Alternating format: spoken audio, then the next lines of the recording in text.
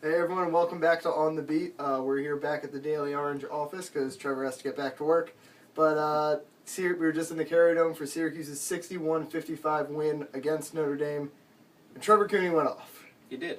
It's pretty much as simple as that. That's why Syracuse won the game. C.J. Fair struggled, scored only 6 points after scoring a career high against Duke. Jeremy Grant, who went for a career high against Duke, only scored 9. Tyler Ennis only scored 6.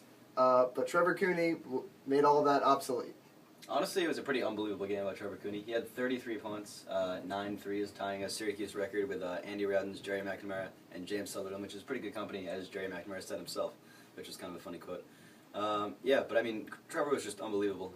Really hit from all angles and was good at attacking the basket too, but most of his damage was from outside, and he was just pretty dominant. So that's obviously a good sign because he had a pretty good game against Duke. He'd been slumping a little bit.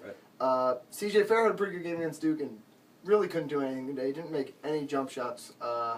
Had just one score on a putback dunk. 2 of his points came from free throws. Had another one with a little up and under on the left elbow.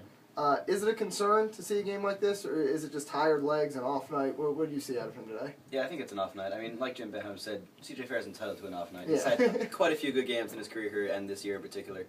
He's really been consistent. He's bound to have one off game, but I was surprised at how off he was, because usually even when he's not playing that well, he'll get some buckets, but he was 2 for 13, which is pretty abysmal, so I was surprised to see him struggle that much. He's had games where he hasn't played maybe up to his standards, and he still managed. This is only the second time all year he's scored in single figures. It was season low for him, the fewest since the Georgetown game of the Big East tournament last year. And I think Notre Dame did a great job stopping him from getting to the rim, and that was part of the reason that Tyler Ennis didn't have a great game. Most of his offense comes from getting to the rim. One of his only shots he made came from a long jump shot, and Jeremy Grant was only able to score 9 because he couldn't get to the rim either.